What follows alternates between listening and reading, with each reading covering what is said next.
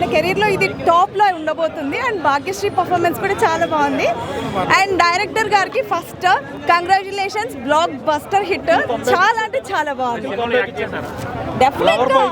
డెఫినెట్గా అసలు ఈ మూవీతో ఆయన నెక్స్ట్ లెవెల్ పర్ఫార్మెన్స్ చూపించారు అండ్ చాలా బాగా చేశారు.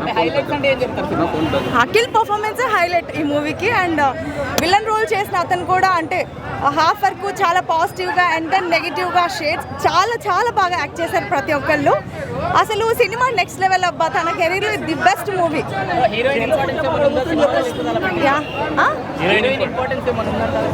యా డెఫినెట్లీ ఉంది కదా. అంటే ఎక్స్పెక్ట్ చేయము అంటే లెనిన్ బ్లైండ్ అవుతాడని. సో ఆమె చనిపోయే సీన్స్ అవన్నీ ఈచ్ అండ్ ఎవ్రీథింగ్ చాలా బాగున్నాయి. నాకైతే గూస్ బాంబ్స్ వచ్చేసే మూవీ చూడంగానే.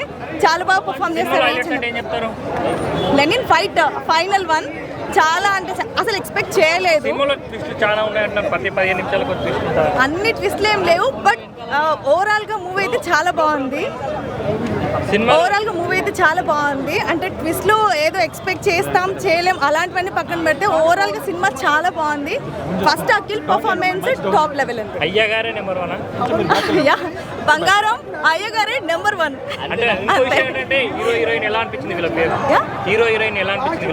ద బెస్ట్ పేర్ అండి.